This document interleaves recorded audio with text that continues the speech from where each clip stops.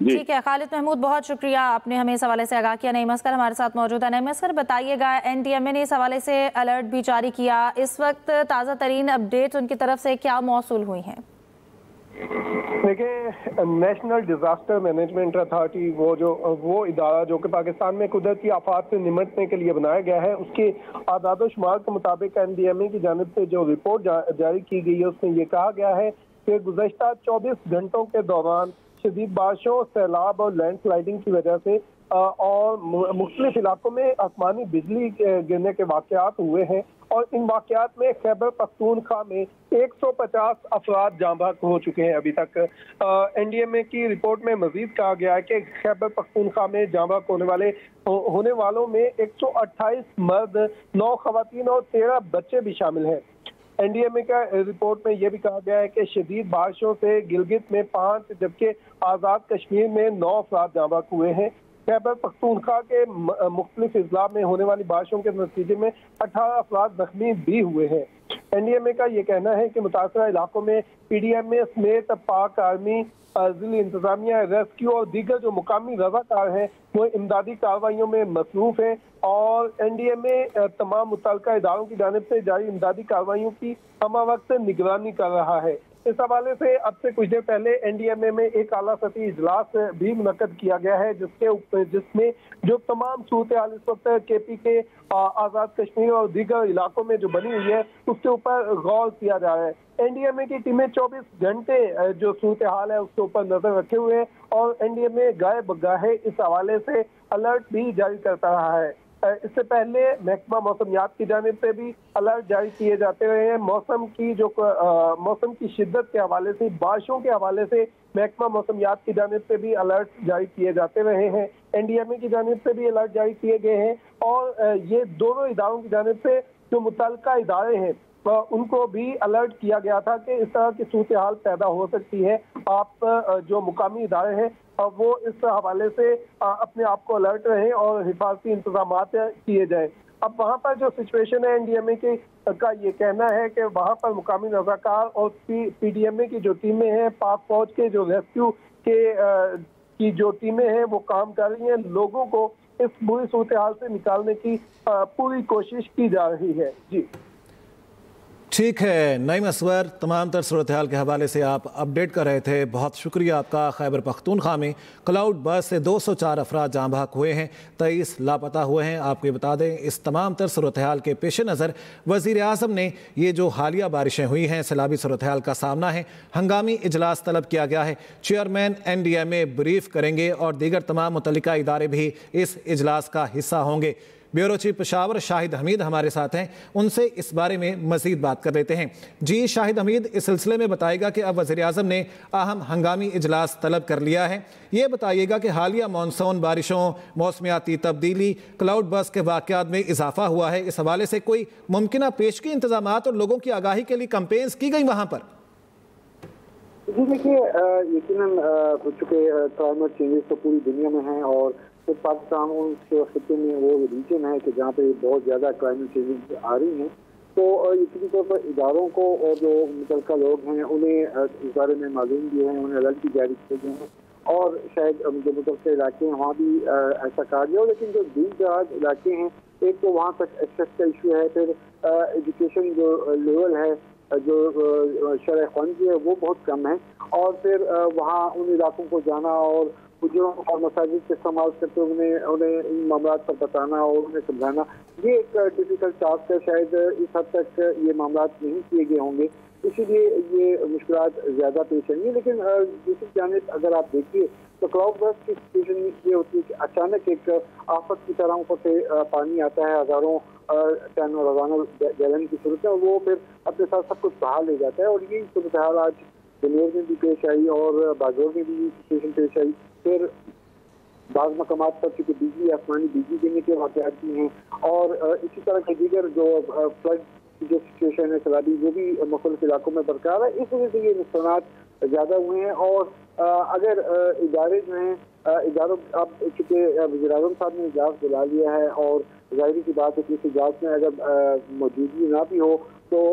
Otherwise जो सूबाई इदारे हैं, जो मुतल्लिका हुकाम है, वो ज़रूर शरीक होंगे। तो ये एक कोऑर्डिनेटेड और एक मुश्तरका तौर पर इसमें फैमिली तरतीब दी जाएगी कि जो मुतासरीन हैं उनके हवाले से भी उन्हें बेहतर अंदाज में रिलीफ पहुँचाया जा सके और मुस्तकबिल के हवाले से एक ऐसी इसमत अमली अपनाई जा सके कि आइंदा इस तरह के वाक़यात में नुकसानात को कम से कम रखा जा सके। जी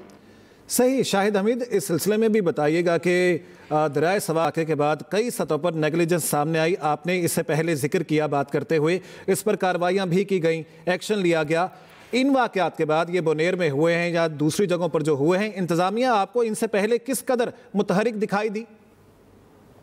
देखिए, एक तो जो 27 जून का वाक़या था, जो स्वात वाला वाक़या था, जिसमें सियालकोट दफ्तर की पूरी फैमिली उसमें चली गई, यकीनन उसके हवाले से कुछ लोगों के खिलाफ जरूर कार्रवाई हुई है, लेकिन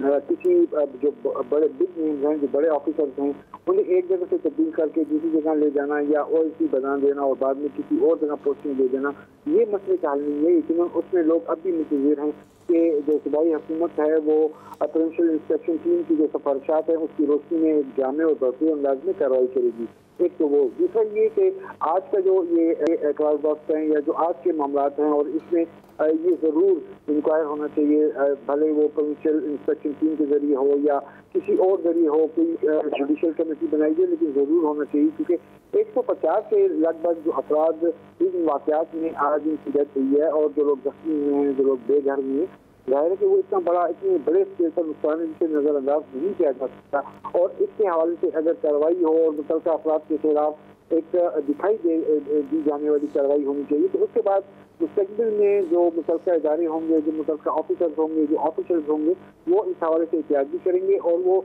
कोशिश ये करेंगे कि नुकसान का स्केल कम से कम हो। आवाम जो है वो आवाम को अलग करने की कोशिश करेंगे, उनमें आगाही और शऊर करने की कोशिश करेंगे और इससे मुश्किलात में कमी लाई जा सकेगी। शाहिद हमीद, ये भी बताइएगा कि क्या सड़कें और जो पुल बनाए गए थे उनके बुनियादी ढांचे की तबाही ने इमदादी कामों में कोई रुकावट डाली है? देखिए, ये एक जो है कि चूँकि जब क्लाउड बस्ट होता है और सैलाबी रेले आते हैं, जिसमें अमूमन पुल और जो रास्ता सड़कें हैं वो उसमें बह जाती हैं, और ये इन इलाकों में जो आपके पुल या सड़कें जो है वो उसमें डैमेज हुई, वो बह गई, तो उसकी वजह से वहाँ पे पहुँचने में मुश्किलात हैं। और अमूमन इन इलाकों में या तो फिर वो रस्तों की मदद से जाया जाता है या दीगर जराए इस्तेमाल किए जाते हैं, लेकिन इन इलाकों में और जो दूर दराज हिली एरियाज हैं वहाँ पहुँचने के लिए जो बेहतरीन तरीका है वो हेलीकॉप्टर्स हैं, और हेलीकॉप्टर्स का इस्तेमाल करते हुए ही वहाँ पर जो मुतासिरीन हैं, जो लोग जो वहाँ पे महफूज हैं या अपने घरों पे अभी तक मौजूद हैं, उन्हें रेस्क्यू करना चाहिए, क्योंकि जितना वक्त गुजरेगा और जितना डिले किया जाएगा उन लोगों का इसमें नुकसान ज़्यादा होगा और ये पॉसिबिलिटी रहेगी कि ह्यूमन लॉसेज जो हैं उनमें इजाफा होगा। जी सही। शाहिद हमीद, ये भी बताएगा कि इस वक्त जो सूरत हाल है, कितने बड़े स्केल पर इस वक्त इमदादी कार्रवाइयाँ की जा रही हैं? क्या रिलीफ इक्विपमेंट, रेस्क्यू इक्विपमेंट पूरा है? किस कदर कोई मुश्किलात तो नहीं है?